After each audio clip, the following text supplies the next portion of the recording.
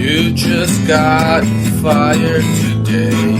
Time to brush up the resume. Let's get fired. Hell yeah. Welcome to Let's Get Fired, the podcast where I invite my friends to talk about their horrible past work experiences. We laugh about it. I'm your out-of-work host, Alex Shklar. Today we have with us Abiola. Holy shit, what's your last name? Adedeji. Adedeji. Ooh, yeah. That's fancy. Very fancy. Yeah. Tonight we have with us Abiola. He's really awesome. He does stand-up comedy. He works at a cool...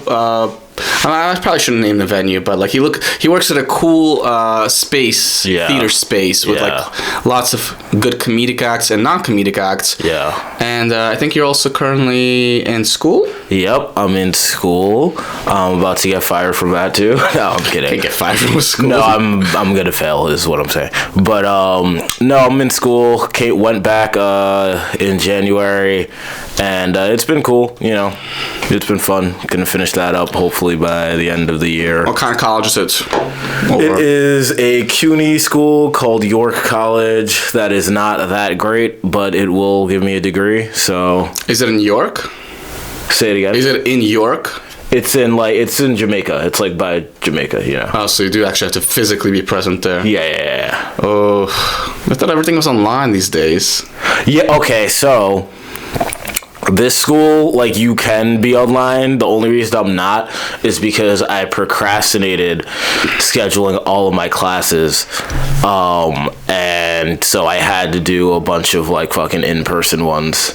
And, yeah. And I still haven't scheduled next semester. I'm a piece of shit, Alex. So I still haven't scheduled next semester, but hopefully that will be at least hybrid, asynchronous. That's part of the education process, like just scheduling your classes, picking your professors, doing all the bullshit. That's actually like they're teaching you life lessons. Yeah, it's like you keep waiting, you're gonna get that shitty English professor who's gonna give you a C because he's a piece of shit because he hates his life. And this is I don't know, I've had like maybe 7 semesters of college now, and I still haven't learned that lesson.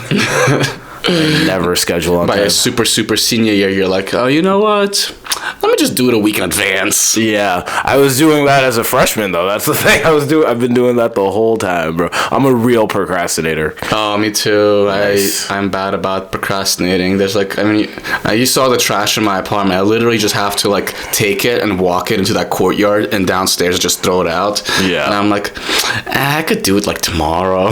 Yeah, and then it's just there for a week. I'm like that with, and I don't know if you're like this, but I'm like that with like important shit too. Like trash, it's just like, okay, like you're not gonna let it like just like infest your house with like rats or whatever. Like you're gonna throw it out pretty soon. But like I'll do that. I did that with like fine aid, bro. I was supposed to like go to like some of the best colleges in the world, like University of Virginia. I got into Cornell, and the reason I didn't go is because I just like procrastinated the financial aid, so they just like didn't give me enough money.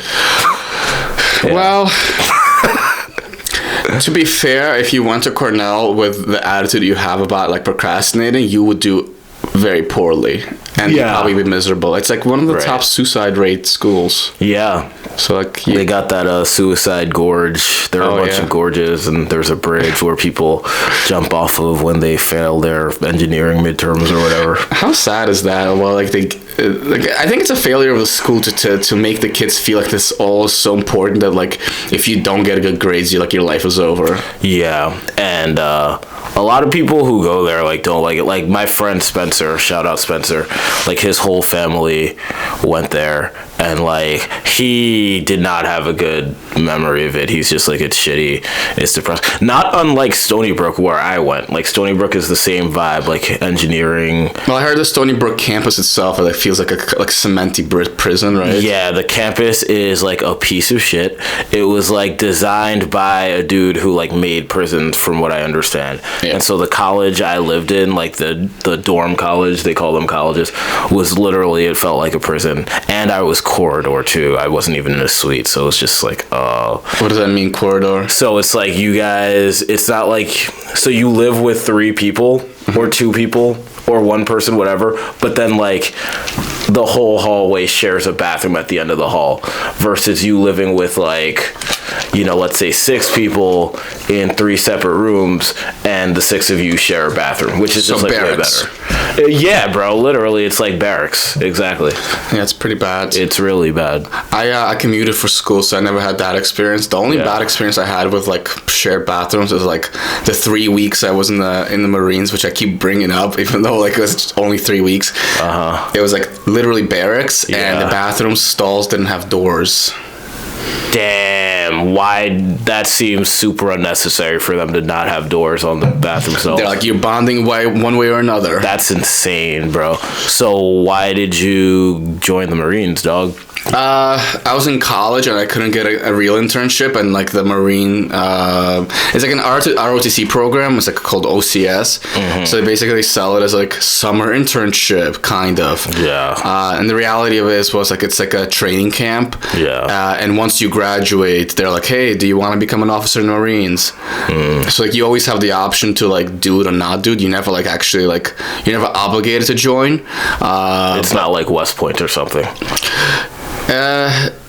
Yeah, not like that. It's like it's less intense than West Point, but it is a little intense because like, they basically try to cram basic training, like the boot camp stuff, in with like officer training. Okay. So like they're giving you like all these tests on like bullshit, like here's how you navigate a map. Yeah. Meanwhile, this guy's like yelling in your face and telling you you're a piece of shit all day. Right. Yeah. So why were you only there for 3 weeks? I got kicked out. How'd you get fired from that? Actually, I did get fired from the Marines.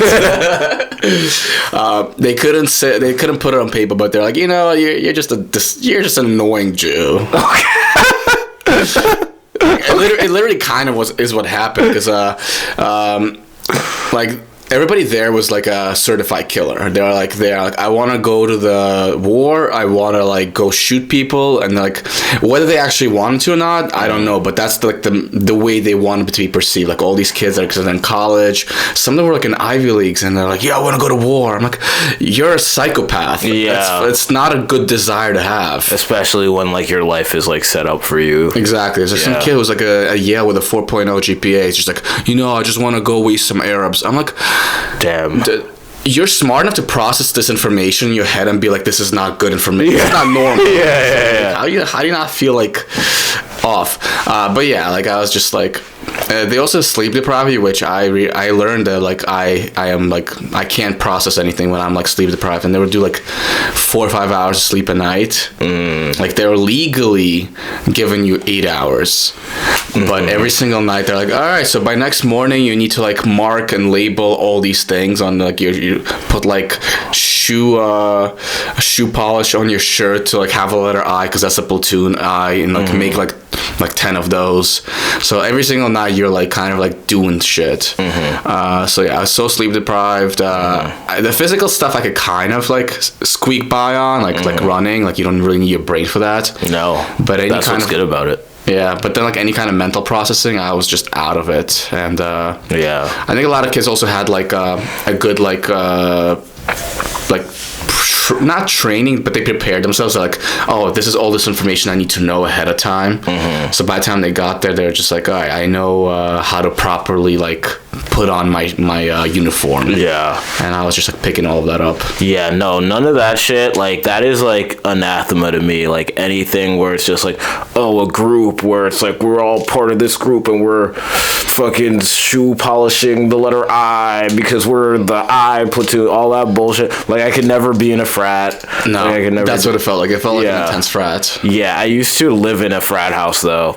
And that shit was, I lived in the basement where they would pledge kids. And so I'd just be watching like, you know, like a fucking Patrice O'Neal Elephant in the Room or some bullshit like that. And like in the other room, I just hear them being like, you're a piece of shit. Like you're watching the elephant in the room while in the other room they're doing the elephant walk. Yeah. It was crazy, dude. And the pledges would like clean the house. Like I just come home to this random dude just like sweeping the floor. And I'm just they ever make him use a toothbrush to like clean the toilet? I'm sure they did. I would normally just like go in my room as soon as I got home. You know what I don't get? What don't you get? Everybody who's like pledges that stuff, like they're like, it's all just for the promise of pussy, right? Pretty much, like, if you break it down to its absolute center, because it's like the idea is just like, no, it's like, you know, make you a man, teach you discipline, get like a camaraderie group, whatever. But then if you break that down, it's just like, what is that about? Sex. So like, I guess, yeah. Yeah, and they're like, this is my best chance of getting the most amount of sex. Yeah. If I'm in a frat house, like, we're gonna meet with a sorority, and like, by sheer luck and just chance, someone's gonna be drunk and I'll have sex. Yeah, I hated those guys a little bit, to be honest. Because first of all, there were the ones that were like just absolute douchebags. Like, I remember there was this one fucker who like, they had a party at our house, and like, I tried to go in and he tried to charge me to enter my house, and I was just like, I live here, and he was like, that's true, and I was like, yeah, fuck out of my face, you fucking worm.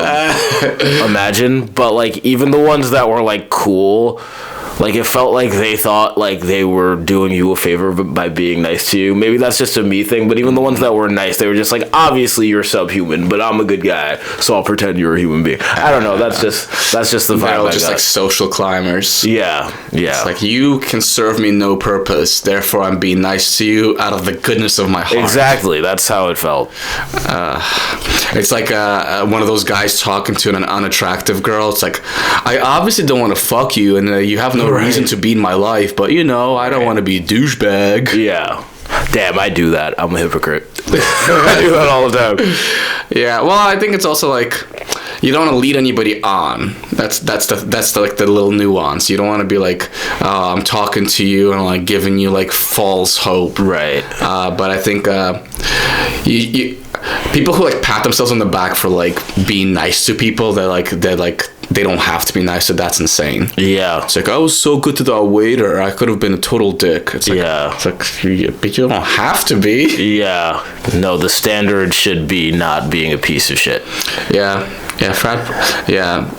There's actually a lot of like overlap between the Marines and the frats. Yeah, a lot of frat energy. No, when you talked about how like, you know, you'd go from like learning maps and shit to like someone yelling in your face, as soon as you said the part about like yelling in your face, I was just like, oh, this reminds me of fucking. It's the same exact like rule book of how like you're trying to break people down so like they bond over trauma.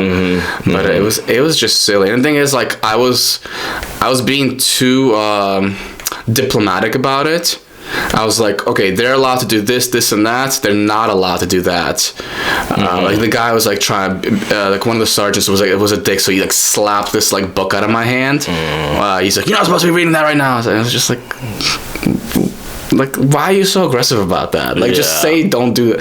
But like, he was like always like, he had like coke energy. Yeah. And then like I was getting in trouble. I was getting called into like the principal's office of the Marines, like the head, the chief, the boss of the sergeants, and he's like, oh, what's going on? He's like, how come you're not listening? It's like, well, the guy hit me. He's not supposed to do that. And then he's like, oh, damn, now I got to do an investigation. Right. And then like they made the guy apologize to me. and then they're like, you probably should leave. Yeah, that's what I was gonna. As soon as you like told that story of you in the office, I was just like, yeah, it doesn't seem like you were suited to the Marines. No. Like, you're too like smart, I feel like. Even though you said there were people like from Yale who were there, those people were like psychopaths and shit. Like, yeah. You need to turn a certain part of your brain off to be in that environment, and I couldn't do it. I was like too logical. I'm like, well, we're doing this to like train this. Okay, that makes sense. But a lot of it was just like, do it just for the sake of doing it. Yeah. I have a distant relative. He joined the army, I think it was like the 60s or 70s. Yeah. And like one of the training exercises was like dig in trenches, just dig out holes. Yeah. And then they would like take them on a truck and carry them back, and as they're taking them back, they would see the next group coming in and like filling the holes. Yeah. They were just doing that all day. Yeah, it's like, I could never function in a place like that, bro. They tell you how to tie your shoelaces, left over right. Yeah. It's like do you think if we're like in a war zone, like the enemy's like, hey, damn, the shoelaces, they all match, we can't kill that guy. Let's flee. They're too uniform. Yeah, they're just too they're too disciplined, dude. They got it. They just got it two together, bro. We're not shit, bro. We don't even have uniforms. We never stood a chance. Shane Gillis has like this funny joke where it's like, you know, like we're like all these like trained like army people with all this equipment. Like from a POV of like the Taliban, they're like these guys with like machine guns that barely work. Yeah. Like if they kill anybody, they're like so confused and excited. They're like, oh, it worked. Right. Yeah. Hi, unemployed watchers. Guess who just got a sponsor? If you're a comic or a comedy fan, you definitely need to check out Comedy Scene app. It's totally free. It's available on the Apple stores, the Google Play stores. The gist of it is, if you're a comedian, you could find a bunch of open mics, just open the app, check in, and you get some points. At the end of the year, they round up the points, and the top performing comedians, not even based on how good your comedy is, which is great for all of you who potentially suck, you'll get money. And I know this is the case because I've done it 2 years in a row. I got so much money that I have been permanently retired. And the reason I'm doing this is because Comedy Scene is my day one homie, and he's giving me some more money to run this promo. But it doesn't end right there. Because if you're a comedy fan and you have no interest in doing comedy, you too can get points. You can be a number one fan and you get some comedy tickets, some prizes, and the biggest feature, I think, is you can go to all these mics, and if the comedians are performing, you could check them off your list and it'll collect that data for you. You can have proof that you saw Dave Chappelle before he became Dave Chappelle, and you could be like, hey, remember Alex Shklar? He's got a Netflix special now, but I saw him when he sucked and was doing this shitty open mic at Freddy's Bar in Park Slope. And that's kind of cool bragging rights, right? So yeah, get the Comedy Scene app. You could probably get it on a link in the below. If not, just Google Comedy Scene in the Play Store and Apple Store. Make it rain. Do you not like money? And we're back. All right, I have an opening, boring question. It's like an interview style, but this kind of gives the viewers and listeners an idea of who you are, how employable / fireable you are. Yeah. Where did you go to school for college? I think we already covered that you went to Stony Brook. Yeah. What did you study? What was the intention for like your first job after college and shit like that? Yeah, so I went to Stony Brook. The reason I went there was because like I applied to Cornell early decision, and then they didn't give me enough money because, as we mentioned, I'm a procrastinating piece of shit. And so they did give me a guaranteed transfer. They rejected me my freshman year, gave me a guaranteed transfer my sophomore year. And I was just like, okay, let me go to a school in the meantime that doesn't cost a lot of money. So then I went to Stony Brook, and then, yeah, basically I stayed there. But the plan was to be like either a sociologist, like researcher, or maybe like an employment lawyer, something like that, until I realized I wanted to be a stand-up comic. So you realized that in college? Yeah. How old are you again? I'm 28. 28. So in college, you're like, what, 20-ish? Yeah, you're 19, like, 20. 19, 20, you're like, I want to do stand-up now. Yeah. So, like, did you get your undergrad? No. No. Oh, you dropped out. Yeah, I dropped out. Did your dad beat your ass? No, he hated me and thought I was a disappointment, and still does, but yeah, he didn't beat my ass. Yeah, good for him. Yeah. He's too old. He's 74, so he was like 65 back then. He can't. He's do like, anything. he might hit me back. Yeah. I can't do Nigerian accent. Yeah, it's hard, bro. I can barely pull it off. It is a good accent though to like do it because it's like it's very specific. It's not just like an African. It's like Nigerian. Yeah, it's Nigerian. No, it's a Nigerian accent. That's a good one. It's good. All right, so after college, you're like, all right, I am not doing the college thing. What was your first job out? Did you start like doing like service industry? Yeah, so there was like a 3-year period. So I dropped out, as I mentioned, and then the next month I went on stage for the first time at the Creek in the Cave when it was still in Long Island City. Ate absolute dick. Thought I'd do well for some reason. Just ate dick. Terrible. One pity laugh the whole time. I remember it. This is 2018? Yeah, this is January 2018.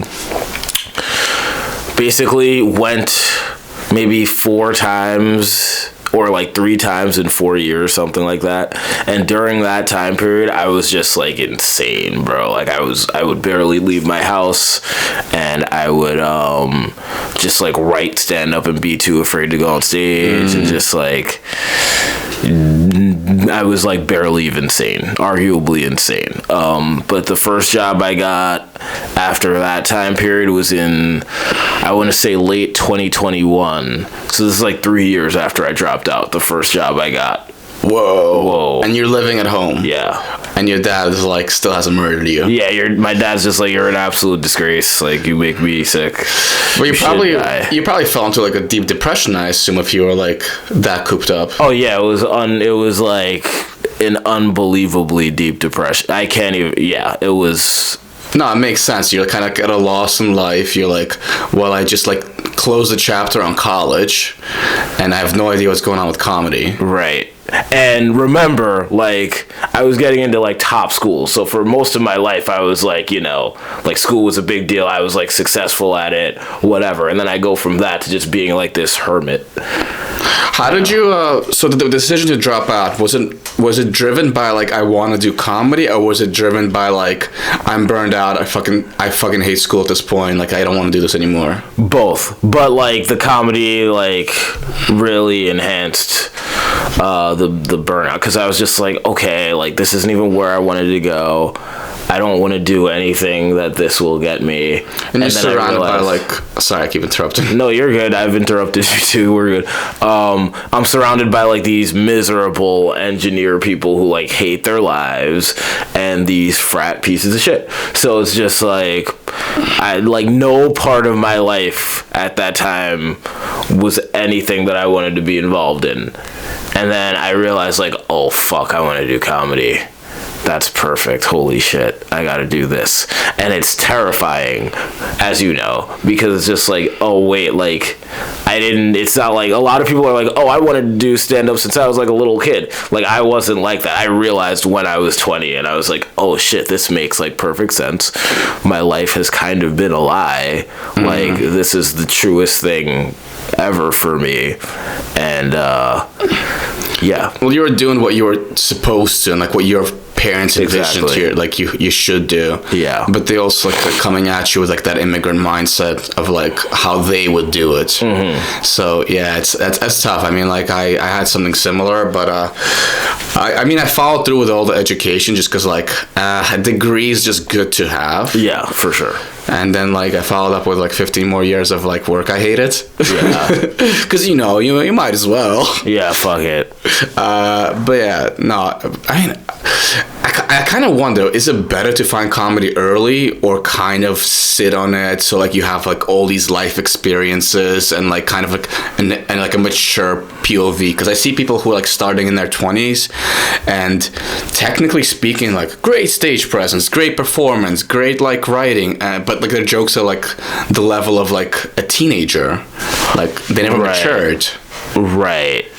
Huh. I don't know. I think both of them have their benefits. I think it just depends on who you are and shit, how it worked out for you. Because me, like, yeah, like starting at like 20 and like writing like 2 notebooks of shit, like, I think I'm glad with how that went, you know, because it's just like, okay, like the first time I went on stage was 8 years ago, but I don't tell people I've been doing it for 8 years. I say like 4, because I didn't start going until like 4 years ago. That's reasonable. Yeah, no, that's that wouldn't be good. Some people say you shouldn't even count the pandemic time because like it's all Zoom mics. Like did you really do comedy? Right, and that's why I didn't even do, because like, so the third time I went on stage where I was just like, okay, I could potentially start doing this like regularly, was January of 2020, and then COVID happened like immediately after, like a month after, and I was just like, okay, I'm not doing Zoom bullshit personally,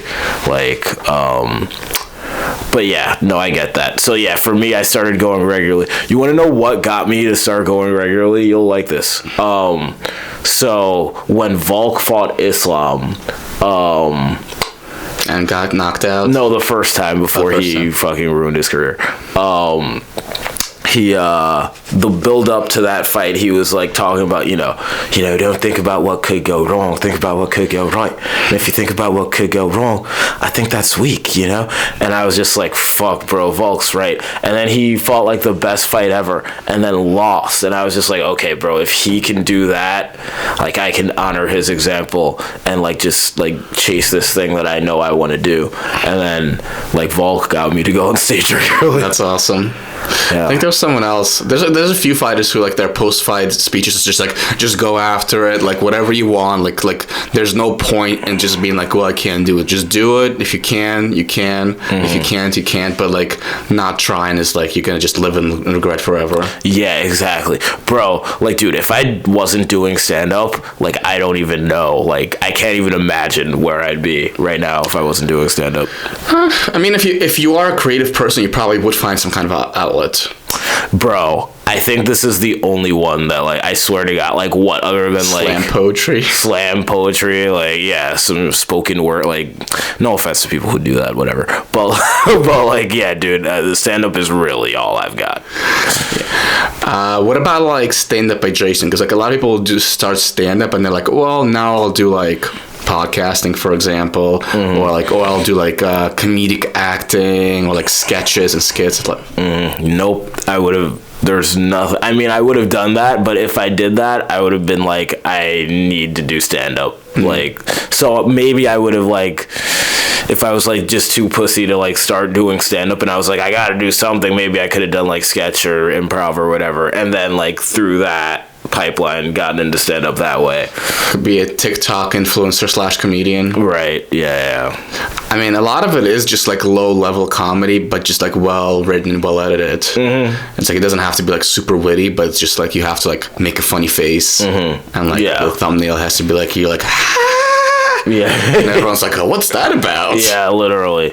Yeah, now this is the meat and potatoes for me, bro, stand-up. For sure. I'm sure you're the same way, obviously. 100%. But the more I do it, the less of a purist I am, and I think that's good, because I meet people who are like way ahead of me, and they're just like, I'm not doing sketches, I'm not doing podcasts, I'm not gonna be guest on podcasts, I just want to do stand-up. And I'm like, yeah, but like part of stand-up is like building your brand so people actually want to like come see you. It's like putting butts in seats. Well, the thing is, like, a lot of the people who are ahead of you, it's like when they first started growing, like stand-up was about building your brand as it is now, but there weren't all these social media various necessary methods of building your brand. So they're just like, because I'm new to stand-up relatively, and I'm like, yo, fuck doing that. I just have to, so for them, they're just like, super fuck this shit. There's like Comedy Cellar past comics, and they're just like 5,000 followers on Instagram. It's like,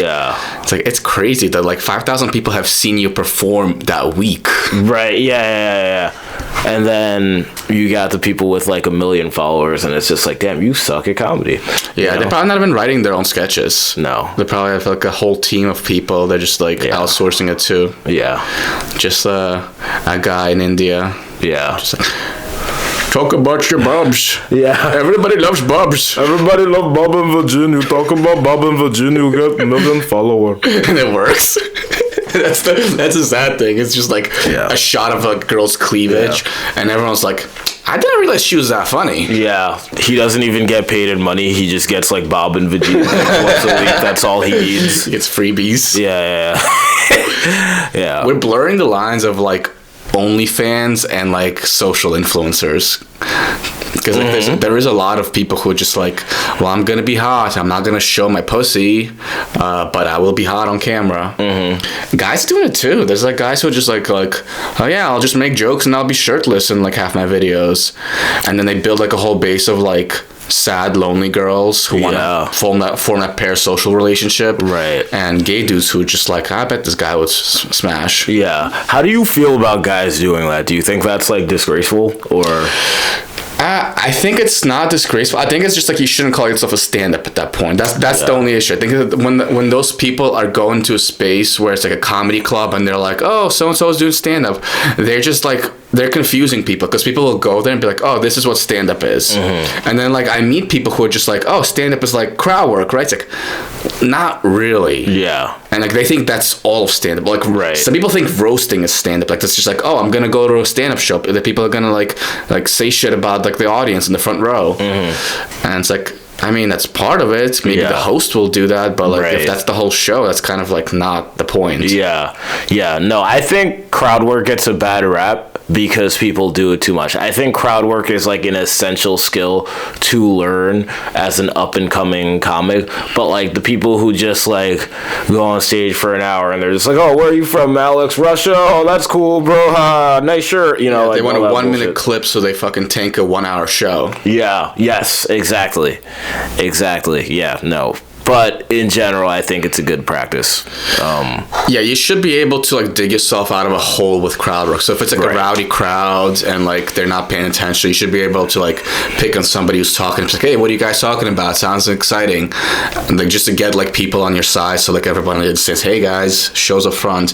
Exactly. But like if you're going up there and that's all you're doing, it's like, but you're not. Are you writing at all? Like, yeah, you're like, just like, well, this is like a writing gig. You're just abusing I can't think of an analogy right now, but like you're just abusing an essential comic skill so that you don't have to like work on the skills that are harder to craft. Yeah. Like once you know crowd work, I feel like, and I don't think I fully know crowd work, but it seems like once you like fully have mastered crowd work, it's just like, okay, I could just do this whenever. Versus like stand-up comedy itself is impossible to completely master, I think. I'll speak in your nerd terms. It's like playing Street Fighter and spamming the low kick. Yeah. And like the guy just can't figure it out and he just like beat the guy but just doing low kick nonstop. Speaking of my nerd terms, is that Gundam wing over there? Yeah, got bro. a couple. Yeah, we're both nerds out here, sir. That's probably the nerdiest thing I have is like the Gundams. Like I got into them pretty recently. Gotcha. They're so much fun. Oh yeah.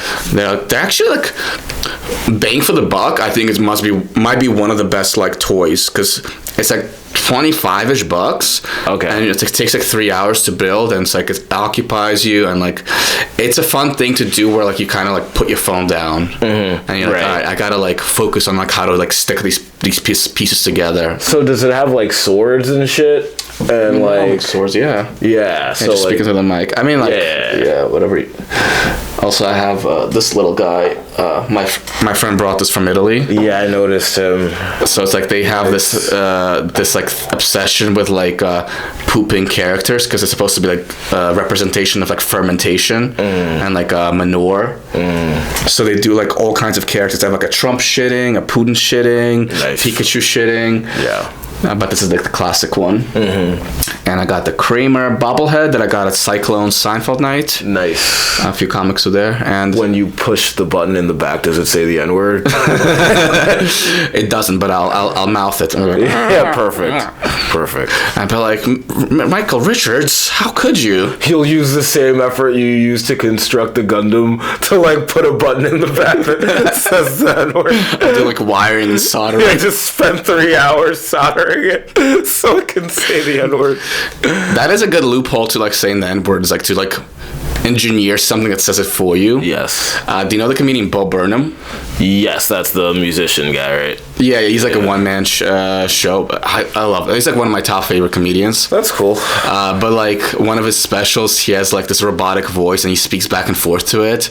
And then it's like a woman saying, blah, blah, blah, N-word. And he's like, oh. Like he didn't say that. He didn't write that. Right. That's genius. And he says like, you're fired. He says all kinds of things and he has like a recording of it. He's just like, I didn't say it. Right. No, that's funny. That reminds me of that Louis. Do you like Louis? I love Louis. Okay, did you watch his show? Louis, yeah. Oh, nice. Okay, so there was this one episode where he's like in this weird museum with Pamela, and there's this button. And he's like, I'm gonna push it, and she's just like, don't push it, don't do it. And he's like, all right, I'm gonna push it on 1, 3, 2, 1. You're fired. And then he just like run, and then Pamela just runs away from him, and a bunch of people are like looking at him, and he's like, no, I didn't say it, the button. And then he presses it again, and it just goes moo.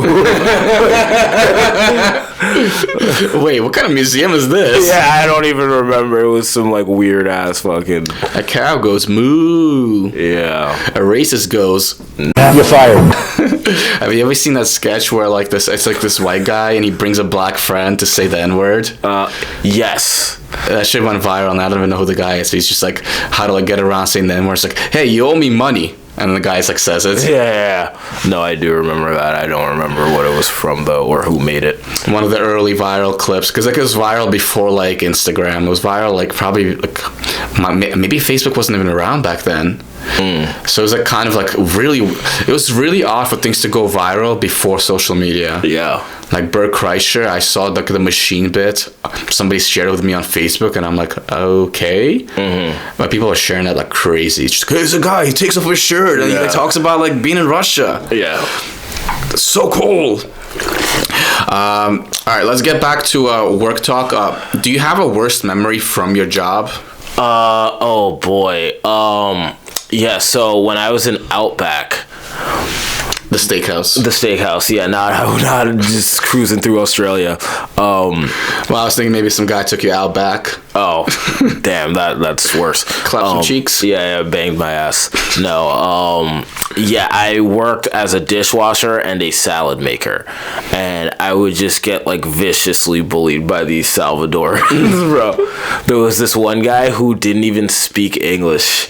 He worked he was a dishwasher with me and we'd work at the same time, and he'd just like treat me like shit, just with like. And where in your life is this? Is it before college or after college? This is after college. So I drop out, 3 years of depression, and then this is my first job after that. Oh. Yeah. Long Island? Yeah. And you probably have like the shittiest clientele. Yeah, but I didn't even have to deal with that because I was just in the back of house. Yeah. But my friends did. And yeah, that was happening. He would just like, I remember one time he like flicked me. You know when like there's a like turning point in your life where you're just like, okay, if you don't do this, your life is going to go a certain way. If you do this, like doing stand up, but on like a smaller, more subtle level. There's a fork in the road of the life of Abiola. Right. So this guy, like, first couple days, he like flicks me like really hard, like while we're working. In the nuts? No, like on the arm. Okay. And I was just like punch him in the face really hard right now, and then I didn't. But I like I feel like that moment was, you know, a crossroad. Not that I'm not, you know, but like I feel like I took a lot of shit after that because that happened. So like I just get bullied by this. So it's like jail rules, and they're like, oh, a new guy, let's pick on him. Sure, basically. And I was also just like really like, I'm an agreeable person, but I was also like fake nice because I was just like so scared, you know, because that dude, I wasn't even, forget about working, like I wasn't even like talking to people at all, like during that time period for the most part, except for like some of my close friends that I'm still cool with now, but that I met at Stony Brook. But yeah, that was happening. I was working with this like psychopathic guy. Still Outback? Yeah. And he was like he was basically like living with his girlfriend who got him the job and cheating on her with someone that they worked with together while living in her mother's house. So classic. Like, yeah. Salvadorian guy? No, this guy was black. Damn, he finessed that one. Yeah. So she got him the job. He met another girl at the job, and she was like the side chick while he's living with her and her mom. Yes. Damn, what a scumbag. Yeah, I know, bro. And the worst thing is, did you guys know, was the girlfriend also working at the job, or she just like... No, she worked there too. Yeah. And like basically all the staff need to be like, oh fuck, this guy's cheating and now we have to cover for him. Right. Most people didn't know though. Like, so I found out because we would talk together and we were like kind of cool. Like I'd smoke with him and stuff.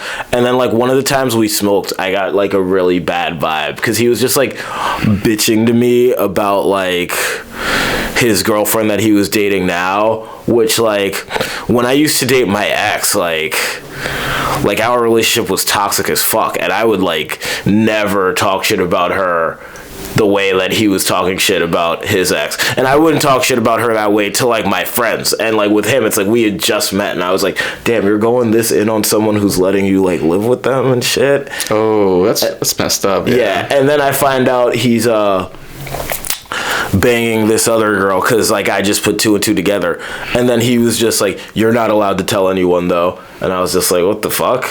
And I was just like, oh no, I don't care enough to tell anybody. And he was just like, oh no, I'm just telling you though, like if you do, like it's gonna be, you know. So then I immediately went to my friend Ben, who also worked there, and just told him immediately, obviously, like what the fuck. But yeah, no, that was a bad time for me. Did he ever get like physical? No, he really threatened to once because there was this one day where this guy who started working dish just quit like in the middle of a shift on like a Sunday, right? And so our boss puts this guy, psycho guy, on dish when he's not like a dishwasher, and he doesn't have experience with dishwashing. And I was there, but I was bussing at the time. Also, at this time, I had already gone to the managers and been like, yo, this guy's like kind of psycho, like obviously. And a bunch of other people had complained as well, which I didn't realize, you know. So he was just like, hey, Abiola, you want to work with your old pal? Like he literally said that, and I was just like, no, not really. And then at a certain point he was just like, what if I just beat the shit out of you? Like what? You know, I promised to not break any bones. And I was just like, okay, dude, you're a psycho. Yeah. Was he a big guy? He was telling a lot of shit. Not really big. He knew some martial arts. He got fired from the army, from what I understand. Oh. Yeah. So he has like all that aggression and just like I'm like tougher than everybody, but in reality he probably was like the bitch in the army. Probably, yeah. This guy's got a little bit of a bully complex. Can I actually move you just a little bit so you're more at an angle? Sure. Like this way? No, the other way. Because you're turning and then the mic is not picking that up. Gotcha. But you don't have to speak. You don't have to speak directly in the mic. But like, I noticed that you're trying to look at me, and then then it's like going back and forth. Right. It's all right. This is the open mic of podcasting, nice. So we're good. Yeah. Right. This is tiny covered blue room. No, not that bad. No, this is Freddy's back room. This is fun. Freddy's back room of I definitely will record a special in that back room at some point. I will be there to watch it. It might be like one of those like goofy like throwaway specials, but like I do want to pay homage. Yeah, I think you can say both ways. Yeah, homage to like Freddy's, because like I think I counted. I definitely like half my sets of like all my life has been at Freddy's. Yeah, no, I love Freddy's. Freddy's is my favorite place to be in the city, maybe, or one of them. Freddy's is dope. My profile picture is of me at Freddy's doing Garrett's Saturday show in December, which is one of the best shows I've ever been on ever. That's awesome. Yeah. In December. Oh wait, no, not the recent one. That show's actually pretty good too. Yeah. No, that was, I had to leave to go to Young Ethel's, but it was good while I was there. Did you feel bad? Because like I went to both of them, and like Freddy's has a smaller crowd, but the energy was just good. And then I go to Young Ethel's, it's like everybody's like so cancery, and it's just like they're so carcinogenic as fuck. For sure. It was like a cancer fundraiser. Yeah, the energy in that room was pretty like not good. They kept like bringing up cancer. I'm just like, you guys realize like you don't have to remind people that like people get cancer. Like, we know. Yeah, no, that's a good point. It was a good show, all things considered, but the energy, multiple people commented on how difficult the energy was in there. Yeah. Yeah, once you start bringing it up, that's also making it worse. Yeah, I didn't even think about that until you mentioned it. That did not help, for sure. No. I think, like, if you call out the elephant in the room of, like, oh, it's, like, seems kind of down, but then you don't do anything to change it, then, like, it's just like, all right, well, now everybody who wasn't aware... Right. Is now aware, and they're like, oh, I guess like we shouldn't be having fun. Yeah, exactly. How long have you been doing stand-up, by the way? I started in the pandemic, so I think it was September 2021. Okay. I have a spreadsheet here. Hold on, let me go back to day one. All my sets. It was September 23rd, 2020. Wow. And then like it was a lot of Zoom mics, and then after pandemic ended, it was mics again. But yeah, it was a lot of Zoom in the beginning, and like I mean, like it kind of forced me to write. I always say like it wasn't a waste, but like you definitely have to go up on stage. You can't. There's like mics and like virtual reality, and I've done those for a bit, and I'm like, it's okay if you want to just like run material and be like, let's see like how it sounds coming out of my mouth. But like you need like the whole like I'm facing a crowd, I'm seeing their faces. That guy's making a weird face. That lady's crossing her arms. Those people aren't even like looking at the stage because it's so awkward. Right. Yeah. That's like all those like little like bits of information. Yeah, you gotta like professionals can pick it up. Right. And it's crazy how good they are. They'll do like a bit, and like it'll be like a room of like hundreds of people, and they're like, "You didn't like it." It's like, how do you even see that? But dude, isn't this cool? Like for me, like I'm just getting to the level where I can do that on like a smaller scale, where I can just like send shit in a room of like 20 people, not 100, but like, and like I see the road of like I'm not at that point, but like I see how one can get to it. Versus like when we first started out, it was just like, yo, how does anyone do any of this? You know, you just hear noise, like it's one big thing. It's like either laughing or not laughing. Yeah. There's a blessing in that, though. It's just like you're kind of like, oh, this was good. Oh, this was not good. Right. And like once you like know all this information, you're like, this laugh wasn't quite right. No, but that's the beautiful thing about it, dude, is that like once you have the ability to encode all this different information, you can use it to craft your set, and so that the largest number of people possible fuck with it. That's what's so beautiful about stand-up, is that like there are endless facets to be discovered, and the more you learn, the more you do what stand-up is about, which is like making people laugh. It's literally like we're like scientists of laughter, dude. Yeah. Well, also like I feel like the spectrum of dials you could dial improves with the more you do it. So like, whereas like when you're starting, it's like I said that thing, it either worked or it didn't work, and now you could be like, well, I could say it a little louder, or I could say it a little lower, or I could like pause places, or I could like be more animated. Look away before I say something that I know is gonna be like dicey, so that they know that I know that it's dicey. Yeah. Like shit like that. Yeah. It's like, it's learning how to do a monologue that feels like a dialogue. Yes, that's exactly what it is. I like that. Yeah, it's like they're like, oh, I'm part of this conversation. It's like, no, you're just listening. Yeah. But I'm giving you the impression that you're part of this. In fact, if you join in, I'm going to be really, really mad at you. Like, I'm going to crowd work you so hard. Yeah, fucking hecklers, dude. There's this, Joffrey Asmus? Yes, I know. House quite. Okay, yeah. He was like some of his fans are kind of like annoying. There's a guy in the front. He's just trying to like barge in, and like the way he has to like shut him up without being a complete dick is like, it's like, hey man, you're cool, but like you gotta calm down. I'm gonna light you up. And it's just go-to phrase. I'm gonna light you up. Yeah. He never does anything, but like I think it's just like lets like the people with like on the spectrum know. It's like, hey man, this is not interactive. Oh right. Yeah. For sure. Yeah. Bo Burnham has the same issue, but he's more hilarious about it. He's like angry about it. He'll be like, shut the fuck up. I've seen him do it. Yeah. You're not a part of this. This is my thing. Yeah. Yeah, but for him, it's like there are a lot of like, because his thing is so like fun and musical that a lot of like drunk, like 21-year-old. It's a lot of theater kids, I think.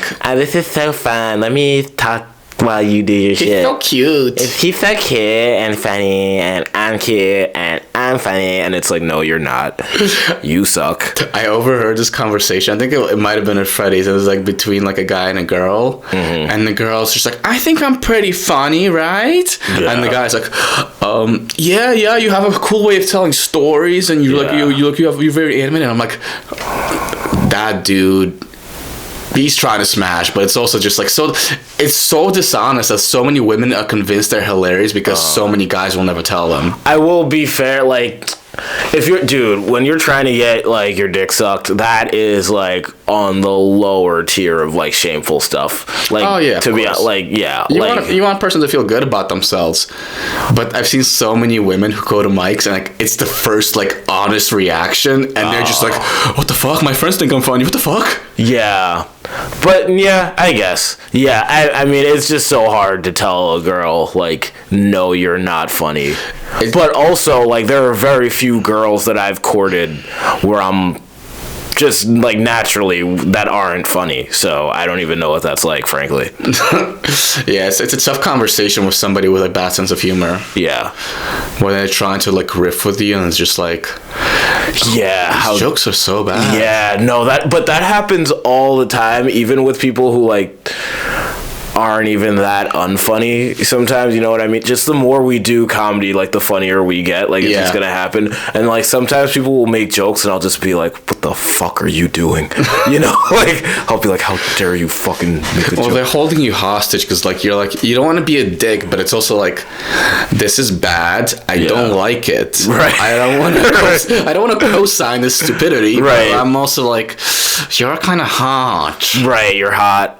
So I'm gonna just do whatever I can to make it so that you let me fuck you, and then after that, I'll maybe tell you you're not funny.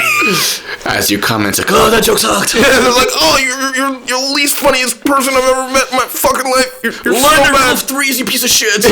Yeah. Ever heard of fucking misdirection? Fuck. Read the comedy Bible. Yeah. Read the comedy Bible. Have you actually read that book? I started it, but this is the thing with procrastination. I got like maybe 4 chapters in, and I was like, this is good. I liked it. I didn't hate what I read. Like, it seemed useful, but it's like I'm not doing these little bullshit exercises. I'm barely even reading the book at all. Oh, you gotta skip the exercise. I think the exercises is like the author's like, this is how I write. It's like, yeah, but like everybody needs to find their thing. Yeah, comedy is like each comedian is their own medium. Yeah, and I always laugh when like somebody's like professor of comedy and they give you these homework assignments and then you watch their stand up. It's like, oh, I could see how you wrote this like you would do homework. Right. And like in your head you'd get an A, but on stage you're like fucking failing miserably. Corny as fuck. Yeah. Dude, it's always interesting to see like the people who teach the comedy classes that like you're funny. It's never a successful comedian. No. It's not never, even a single time, I don't think. It's people who are like, they've done it long enough where they're just like, well, I could like finesse a few people who just started into like taking advice from me, but it's I don't know if it's scummy because you are just trying to build a career in comedy, but the way they sell some of these classes is very scummy. Yeah, and there are some of them that I've done shows with who are like funny, but like here's what I'll say, like I don't think most of them are that much funnier than me, and like I don't feel like I should be teaching a class, you know what I mean? No. Like, well, they might have like knowledge of like the technicalities. It's like this is like this type of joke. This is this type of joke. And it's right. Yeah, well, like I mean, like you could learn all you want. You still need to like write and try and practice and see what works for you.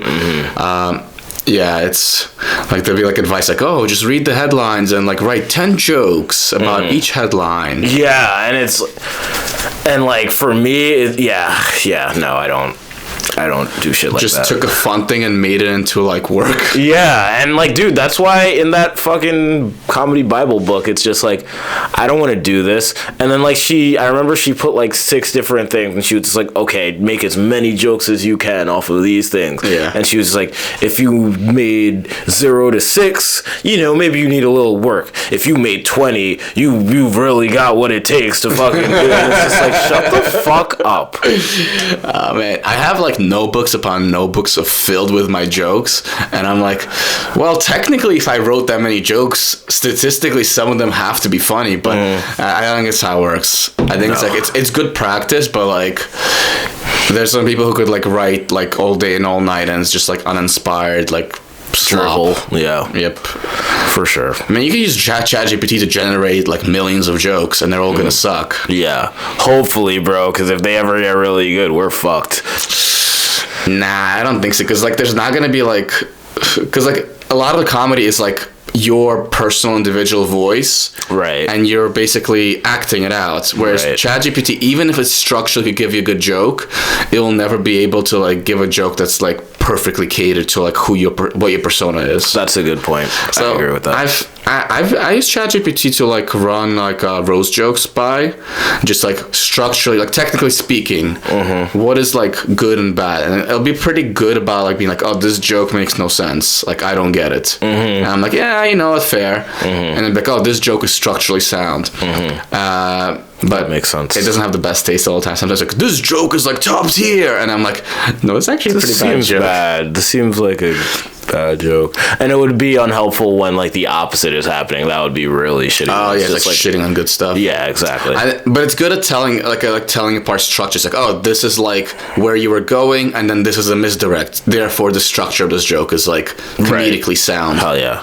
So that I could tell, which I don't know if that's scary because like you still can't use it to write. Right, but that would be really good for beginners actually, like just for like their stand-up in general, just using ChatGPT as you described it to be like, okay, this is clearly misdirection, this is what you want, and then they'll get a better idea of like how to structure jokes.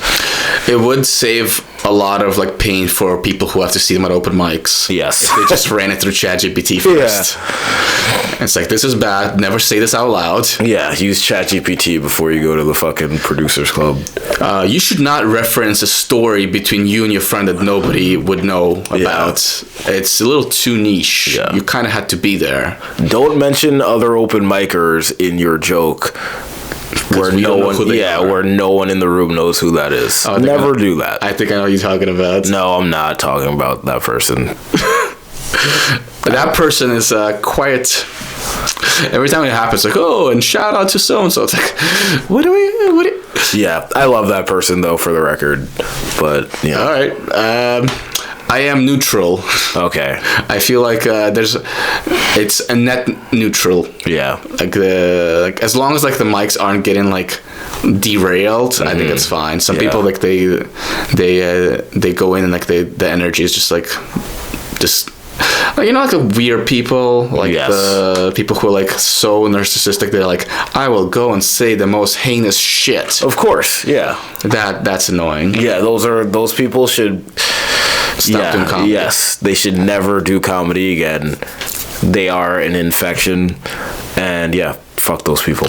It's a guy who's like ranting on like the train, but like they gave him a mic. Yes, exactly. You're holding us hostage. Yeah, and it's like, get the fuck off the stage and never come back here and never be anywhere. There's someone in my head right now that I'm thinking of. I'm talking to that person. Never do stand up again. Yes, you know who you are. Yes.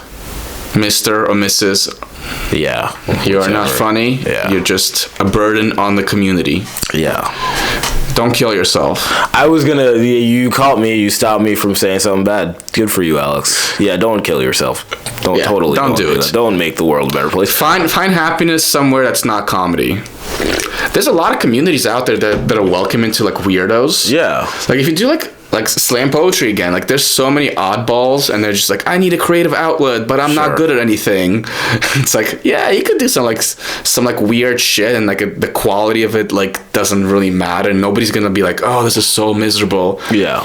Whereas in comedy, it's like, oh, we're like stuck for 5 minutes. And we're actually trying to be like really good at this. We're actually dreaming of like being self-sustaining just off of this. Yeah, we're taking it seriously. Meanwhile, you just like, let me just like go ramble. Yeah.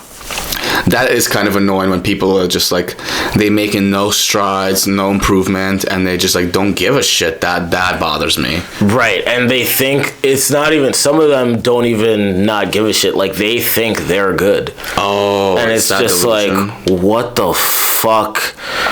So you tell me, like, what do you think you've got going on that, like, how are you this unself-aware that like you actually think that you're like even decent at this? It's disturbing sometimes. It is kind of confusing because like they'll be in a room where the person before them and the person after them will get more laughs, but in their head they're like, yeah, that was pretty good. Yeah, dude, all the time. And it's just like, how? Like, literally how? Like, I want to know how you thought. Is it just, like, denial because you can't deal with the fact that you're not good? But even that is dumb, because, like, just because you're not good doesn't necessarily mean you'll never be good. The only way you will become decent is if you stop pretending that you're good now. Yeah. If you suck. So it's like... You know what's possible? Yeah, what's possible? Those people are never like recording themselves and watching it back, so it's possible like on stage they just like get like an adrenaline dump, and they're like, "Oh, that was good, yeah," and then like they never have like that third person view of like what actually happened. Mm-hmm. So like their brain just doesn't compute it. Yeah, and some people don't write at all. Oh yeah, and it's just like at all. Yeah. The fuck? You know, that's a big part of it. I'm not like a writing comedian. I'm more of like just say what's on my mind that moment. Yeah, it's just like, okay, then you're not a comedian. It's crazy when people do that to start. Like they're just like, all right, so like obviously everybody is just like thinking of everything on stage, but to see people like refine bits over and over and see like the process, because they're going to mics and then still be like, right, and then still not get it. Yeah, that's crazy. Yeah, dude, it's just like there's no, like, the spectrum of like unself-awareness is like an infinite line. It's just a line. There's no limit to how unself-aware people can be, especially in comedy. Jesus Christ, it's I could go on, like, we'll do, after the podcast, we'll just start talking shit about people, because, like, we're right on the edge of it, and I'm just yeah. You know what bothers me when people are, like, unself-aware? It's like false confidence. It's like the unattractive girl who's just, like, coming in with, like, hot girl energy. Yeah. It's like, you are so lucky to be talking to me.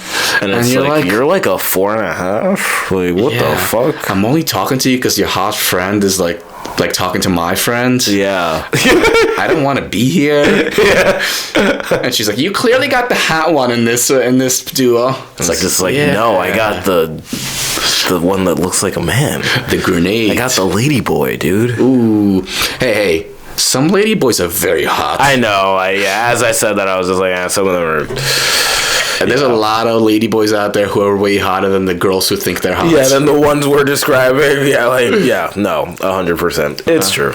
It's just like, I think the social media, like, false confidence loop is too strong. It's like because like people are supporting each other, which is good, but like we're breeding a lot of delusion.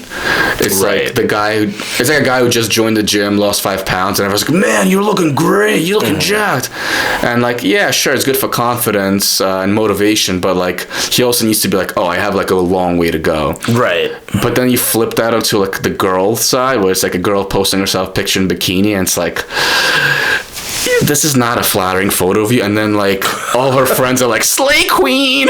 Yeah, right. Yeah, for sure. But one thing I will say about that is that like girls, their base confidence for the most part is so low that like, fuck it, just lie. You think so? Yeah. I always like assume that girls have like great confidence, because like, because like even if you kind of frumpy, you will get like dudes who be like, hey girl, but you won't necessarily get dudes who are like, hey, I want to start a life with you, and like white picket fence and shit like that. And that's what a lot of them want. But how about you ask how many times a guy gets any offers of anything where he's not like the one chasing it? It's zero. Like you could be like, unless like you're super rich or super hot, like you're not getting like a bunch of girls who are just like, hey. Yeah, but for guys, a lot of the glory is in the hunt, right? But for girls, I don't think that's as true, you know? Yeah, that's fair. Yeah, I guess like I'm comparing apples to oranges. Sure, but it's, you know, they're both fruits, you know? My argument is that if a girl is hot, there's no universe where she won't find out. Whereas if a guy is like a cool dude or like attractive, there is a scenario where he's like low self-esteem, and nobody will ever be like, hey, you're actually like a pretty attractive guy. Yeah, I guess. Unless like it's gay guys who are just like banging left right. But yeah, I don't know. I just feel like with girl, like, so them being hot isn't as tied to their confidence as it is. It is obviously, but it's in a different way where like any girl can just like get sex like that pretty much. Yeah.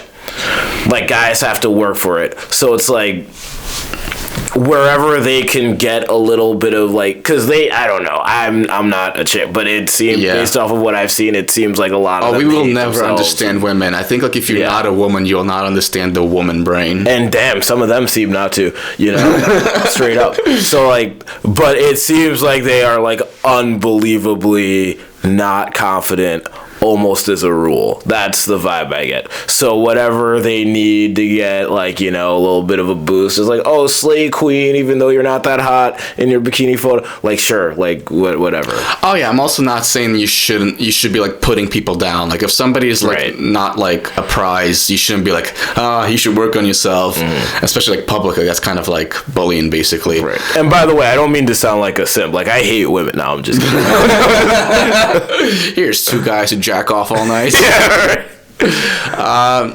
No, but I think it's like, I think you should be trying to like prop people up, but like when you make people delusional, that's the issue. Yes, that's like people self-awareness is good. Like you shouldn't be like, oh, like I'm a 4, nobody wants me, but like you also shouldn't be a 4 who thinks she's a 10. Exactly, because that's like also unbecoming. It's like you're not a bad person. Like maybe I'd be interested, but like you coming off with all this like I'm like so lucky to be talking to you energy that's turning me off. Yeah, no, I agree. I had like, I mean, I guess she'll never watch it, but like I'm talking to this girl and like she's not in the best shape, and then she's like, oh, do you work out on your arms? I like strong arms. And I'm like, now flip that around and let me ask you if you work on your arms, because you have some flabby ass arms. Yeah, you have some fucking pudding arms. But okay, this is another thing, because it's apples and oranges. It's like a lot of the double standards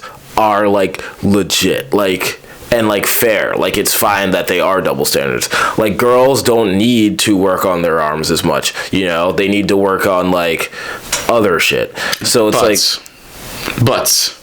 Yes, ass, titties, quads. Yeah, well, that's too much about your boobs, unfortunately. Yeah. But like I don't know. I wouldn't be that offended if like some girl was just like, that would be kind of annoying actually. But yeah. I mean, it's fine. It's like this hookup app, so it's like she's kind of objectifying me, but which is, I don't really care about it, but I'm also just like, well, you would be very upset if I was doing that to you. Right. I'm like, I know, like, we both know we're not like just a piece of meat, but like, if you get talked to that way, you'd be like disrespected. Yeah, for sure. And this girl even like that? No. Yeah. That's what annoys me. I think it's like we've dumped so much dick on women that they no longer see it as like a thing that they should be like grateful for. Oh, I absolutely agree with that. And that's why like social media and like especially these apps have just like killed the connection between men and women, because women are just like, okay, like just from a logical perspective, it's just like I can just get anything I want. I could just get dick whenever. Even more than that was the case before social media and shit, right? So it's just like, why it would take like practice to train your mind to not devalue men. Yeah, because it's also like the guys who are like in your DMs or like commenting fire emojis, they're doing that at such a great scale that like the illusion of like I have so many options is like, you do, but these are not the guys you actually want to date, right? And the guys you do want to date are taking advantage of the technology. So it's like a dude who's like has like a rotation of like a different girl every night, right? And every single one of them thinks like she's the main chick and all the other girls are the side chick, and it's like, nah, you're getting played. It's actually a really, really evil and fucked up dynamic, the whole thing. Yeah, I mean, and ultimately it's just to make sure that people pay for premium on whatever dating. Yeah, they want you to be single, miserable, and like, how much money will it cost for me to find the love of my life? On Tinder? That's not gonna happen. Bro, that's why I've just been like approaching girls in the middle of the street, bro. Oh yeah, and they're like, what kind of watch are you selling? Yeah, this piece of shit. This Jew. It's fine. You're like on Canal Street. It's like, ma'am, yeah, I love your dress. She's like, no, I have a Rolex, thank you. Yeah, yep. Good stuff. But you're a piece of shit. But this guy's a piece of shit. But no, I've been approached. Like I hit up this conductor on the LIRR today on the way here. Damn. Yeah, I was just like, I love a girl in uniform. yeah, me too, bro. I love it, and she was like bad as fuck. So I was just like, hey, just letting you know, like, I think you're one of the most beautiful women I've ever seen in my life. And I love trains. And I'm autistic as fuck. I love trains.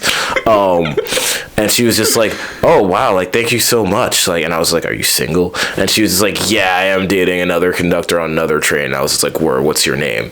And she was like, Lauren. And I was like, and she was like, what's yours? And I was like, Abiola. And I was like, yeah. But that's how you have to do it, bro. Like, you just like fuck the apps. Just like go for girls in the middle of the street. I think it's how you stand out, because people are so scared of the approach, myself included, because we don't want to be creepy.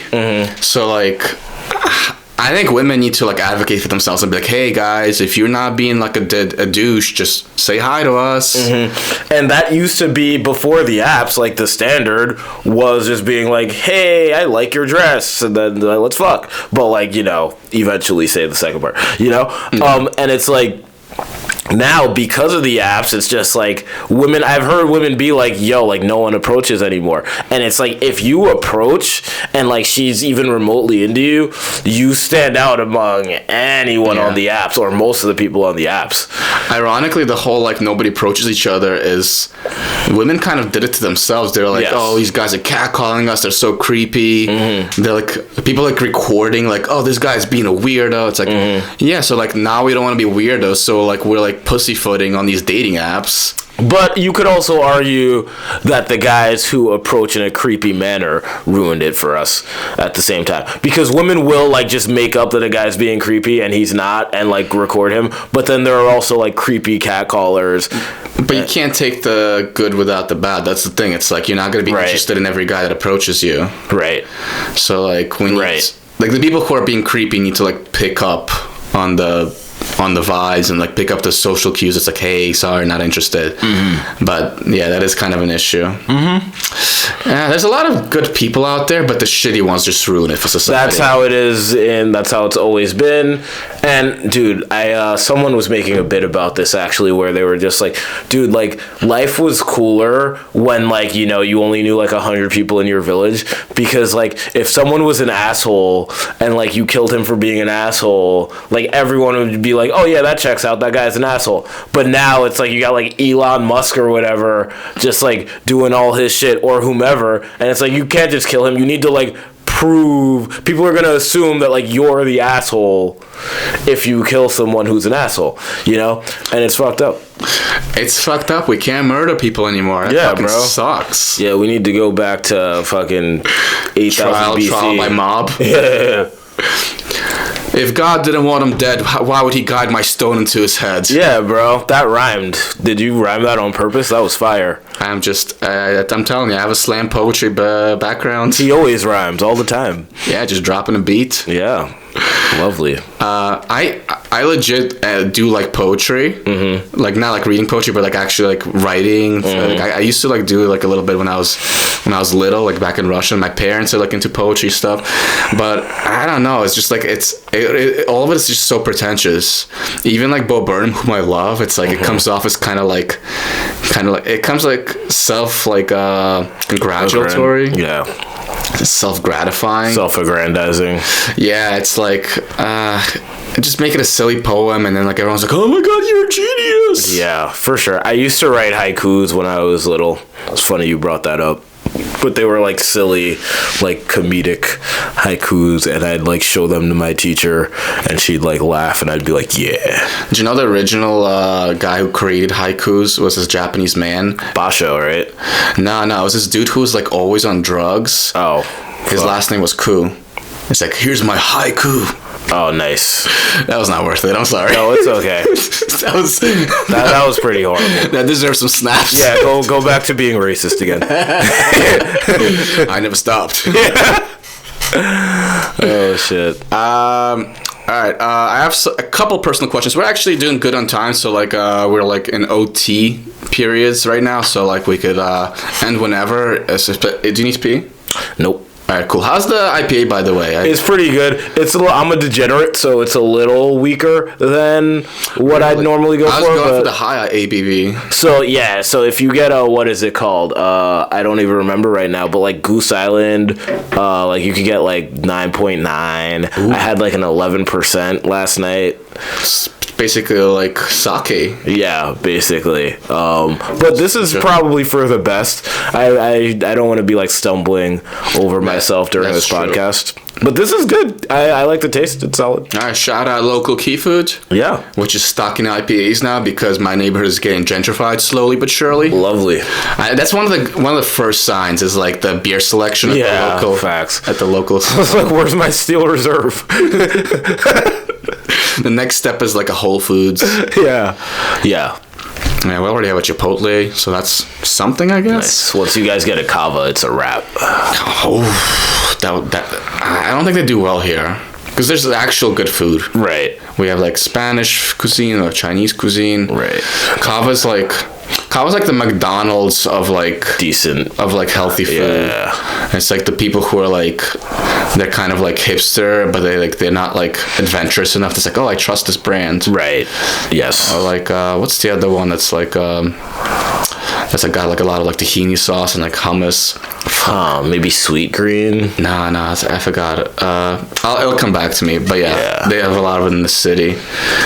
It's they just slop bowls of like chicken stuff. Yeah, no, I don't remember the name either. All right, I have a couple personal questions. One is, do you think going back to school is going to help you career-wise, or is there more of like, I just want to finish this?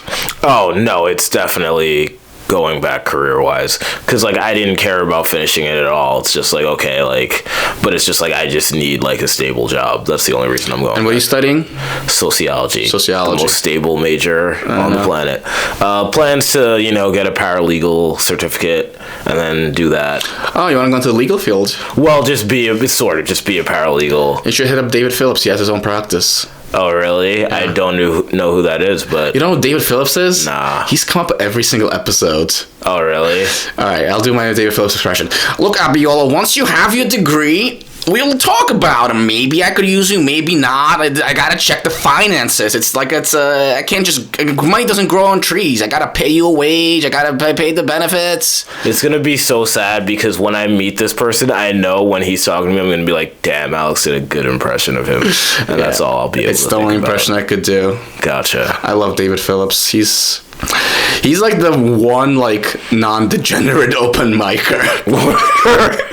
He's like a responsible adult. He can care of himself. That's crazy. With his own practice. Cool dude. I like him. Hell yeah. And he surfs. Oh, wow. I would not have guessed that based off of everything else. A man of many talents. He's a Cali dude. Nice. All right, so you're going to get your career on track after you get your sociology degree / paralegal certificate. Question number 2 is, does working at a venue, like a comedy venue that has comedy shows, help at all with comedy, or is it more like, I'm just around it? I'm just around it, fuck it, yeah. I mean, my boss actually like managed the Comedy Cellar and Denver Comedy Works for a little bit. Do you get like any kind of inside scoops? It's like, oh, this is how you get past. A little bit, but like not really. And yeah, but it's cool just to be there. I met Dave Foley the other night. Dave Foley. He I can't think of anything he was in, but if you saw his face, you'd be like, oh, that guy. I could also look him up. You could. Dave Foley. I know Hank Foley. Nah, Dave. This guy? Yeah, that guy. I actually don't know him. Oh, okay. He's like an actor, does comedy stuff, and he was just like at a show, and I was like, yo, you're Dave Foley.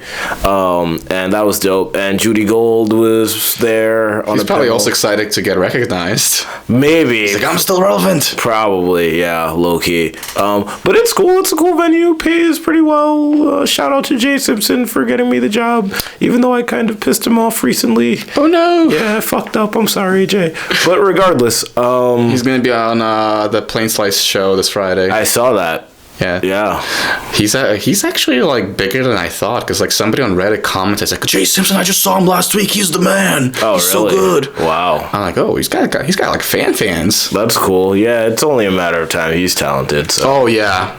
You always like wonder why, like, because you see people who are like talentless who are succeeding, and then you see people who are talented who aren't succeeding. I'm like, what the fuck is this industry? It's so depressing when you see the latter, right? Yeah. And it's obviously there's a reason for it. There's like either the person knows how to network, and like it offsets, it not compromises. It compliments. Not compliments. It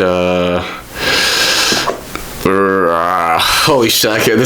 I'm having a word blank. Look at that Jew brain go. Holy crap. Yeah, it's what's the word for offset but not offset? What's the word for offset? It makes up. So Fuck. Yeah, I know. Yeah, it's there's a perfect word for it. Yeah. It not offsets. Accounts for? Nah. Fuck. Nah, not accounts for. Yeah, I'm just. It's a fun game. Yeah. It's never a fun game because it's like what the fuck it's on the tip of your tongue. Yeah. It not contradicts. I feel like it's gonna start with a con. It's right there. Fuck. You know, I'm gonna thesaurus it. Sure. Synonym. It is kind of sad. Counterbalance compensates. Compensates. There we go. Compensate. I knew it was gonna start with a ca. Yeah, it felt like. So basically, the network can compensate for like your lack of like comedic genius. Yeah. So like. Sometimes you see somebody who's super talented, and then I'm like, oh, you probably just like aren't good at like the social media bullshit, right? Which sucks if that's like how you get successful, but it's also like it makes sense. It is what it is. Yeah. Yep, we didn't make the rules. All right, we're almost there. I fucking drained you. I could see. Yeah, but I'm always tired and drained. So. Oh, how come? You don't sleep well? I don't sleep well. I'm extremely stressed all the time. About what? School and comedy and all sorts of shit. Alright. You looked at me like you couldn't even imagine that there's anything stressful going on in my life. It's no, like, I can imagine it, because like, I mean, you could be stressed with like you could be living on a tropical island still stressed. Right. But like, I'm just like, also like, logically you understand that comedy is like, you could do bad at a show, big whoop. You're not like at a level where it's like, you could like destroy your career with a bad performance. Yeah, comedy isn't one of the main things I'm stressed. It's just like school, finances, and then other stuff that we won't go into. It's like probably like the chores of life. That stresses me too. Yeah. It's like annoying because also you're a procrastinator, so it's like it's not like you have like one thing that's like weighing on you. It's like I have a million things I didn't do. Yeah, and like any day something could like break. Yeah, and it's crazy that none of them have yet, right? Can you relate to that? Just waiting for it. Yeah, so like, how have none of these things broken? My passport will expire. I don't know when, but I'll find out at an airport someday. Right. Yeah. Exactly. All right, and I have a couple closing questions, and then we could get the fuck out. It's already 7, so we're doing great. If you go back to high school Abiola, what kind of advice would you give yourself? What would you change in terms of like how you approach maybe school, maybe like future career? Is there anything you would do differently? Learn a martial art now so that you can not get bullied as much by the small group of people that are bullying you, just because that will affect your mindset in college.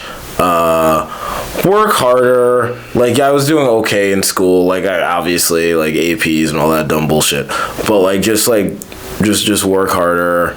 Don't let any outside forces get to you as much. Know that this period ends. Yeah, just this period ends, you're good. The whole bullying really like weighed down on you hard, right? Yeah. That sucks. Yeah, I mean, it happens. You either let it make you or break you. No, you're still with us, so I guess it made you. Yeah.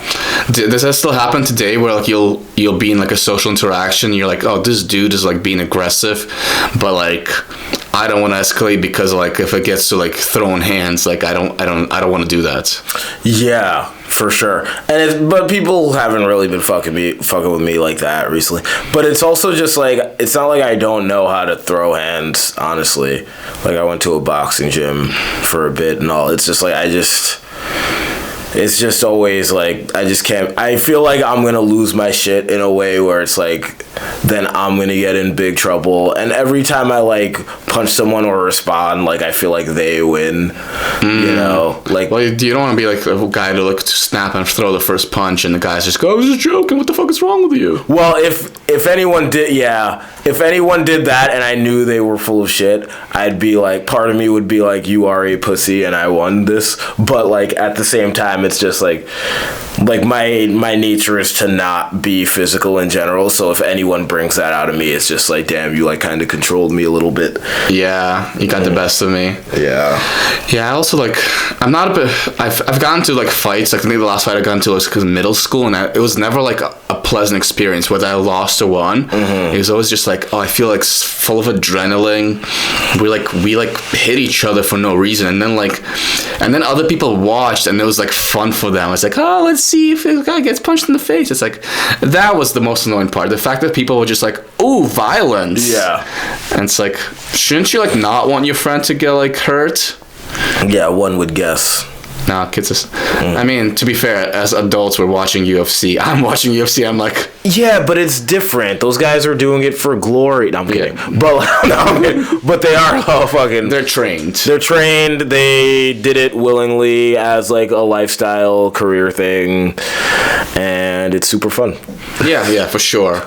I guess like when like you have to fight because like you're forced to. That's the annoying part. Yeah, like I wouldn't watch like, you know, a bunch of prisoners like fighting in a fucking cage or something. Yeah, street fights are also like gruesome to watch because it's like, here's two drunk guys, this guy knocks the other one out, now he falls face first and he probably cracked his skull. Yeah, I don't like watching street fights.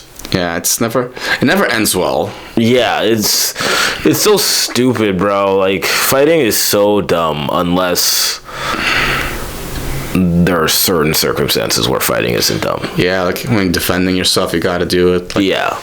But yeah, generally, like, physical stuff is, like, last resort. Yeah. All right, and the way the podcast ends is I ask for your input for your tip to the unemployed audience out there. So basically, imagine yourself unemployed. What advice would you give yourself to improve your situation? It could be anything from like general, like keep your spirits up, like don't get drunk, don't do drugs, or it could be something very specific. It's like, hey, get a degree, get like some kind of like education. Yeah. And we put it on a post-it note.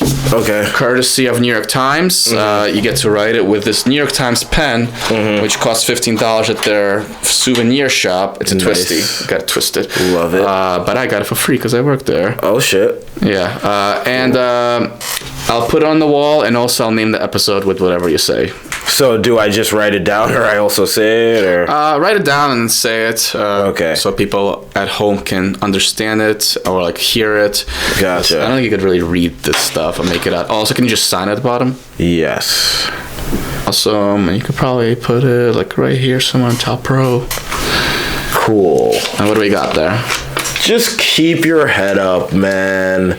Like, don't, you know, because if you've gotten fired, I'm sure, like, it's not just, like, there are probably things that were happening in your life that made your life shitty, that made you, like, not put in the energy you need, that made your dickhead boss fire you. So it's like, keep your head up about getting fired. Don't let it break you, and don't let the fact that if those other factors existed, don't let the fact that those things allowed you to get fired break you either. Like, you still got it. This is just a phase in your life that may or may not be shitty for a little bit, but like, just believe in yourself, you know, and this time will pass, you know, because I should have gone into this during the podcast, but I went through like a breakup, and then I got fired, like, because like I just didn't want to get out of bed after the breakup, you know, and that was like a horrible time in my life, like maybe the worst time in my life, even worse than when I dropped out of college and I wasn't even like living, you know, and we're talking like this time last year, you know, and now I'm doing pretty good, you know, for me. So yeah, I knew you last year. You were really going through it that time? I was going through it bad last year. Yeah. Just because of the breakup? Yeah, pretty much. Ooh. Yeah, it was really, really that bad. Sucks. It was really, really, really, really, really bad. You're an emotional boy. Yeah, I'm an emotional Do you listen to like emo music? Not really. I listen to a lot of metal. Metal. Yeah, but I'm definitely an emotional. Yeah, holy shit. But yeah, anyway, the point is now I'm doing pretty well. You know, like I was talking to Alex about how I was hitting on some hot conductor lady 2 hours ago, and you know, yeah, I've got my shit together. I'm funnier than I've ever been with respect to stand up. That is true. Yeah. Mm-hmm. So pain is temporary. Yeah. Glory is forever. Yeah. It's true. Hit on a conductor lady. Yeah. Keep your head up. Yep. Who else would you hit on? Oh, I hit on this 56-year-old MILF at the whiskey cellar. I hit on this lady that I saw, like, she got off the bus near my house, and I tapped her. This was at like 7 in the morning, and I was like, I like your nails.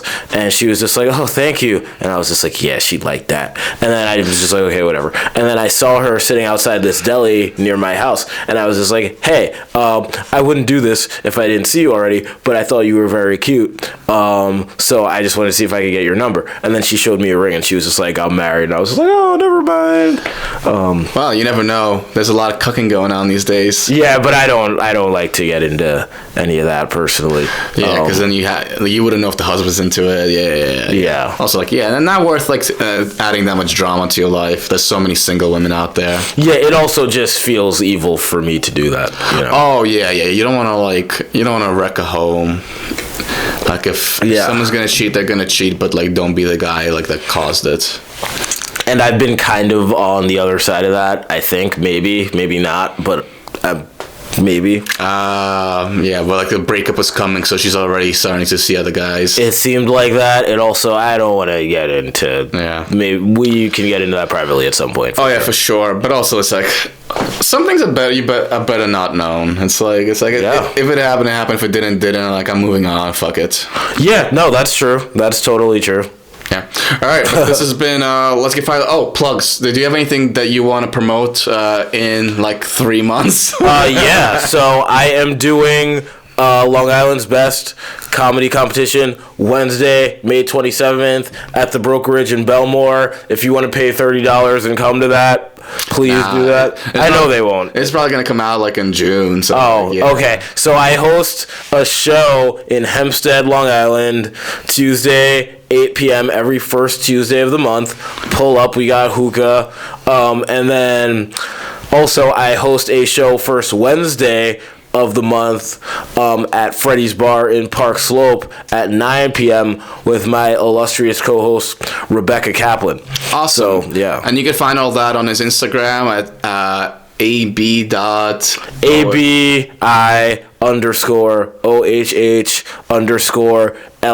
like Abiola. Yeah, and I'll link to it like in the description if you're on YouTube. But thanks, we'll figure it out. I gotta do more like plug editing. Like, you know, some people they'll post like the handle right over the video. I could probably do that. I haven't done it though, but like I'll consider doing that. Yeah, you could just get some people some followers. You know, like the 10 viewers at home are like, damn, this Abiola guy's mad funny, but like I can't spell this shit. Yes. Right.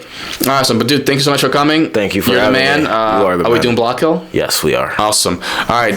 Thank you guys so much. I will see you next episode of Let's Get Fired. And, you know, keep your head up. Being fired is temporary. Yes. Thanks, guys. Awesome. Dude, that was fun. Yo!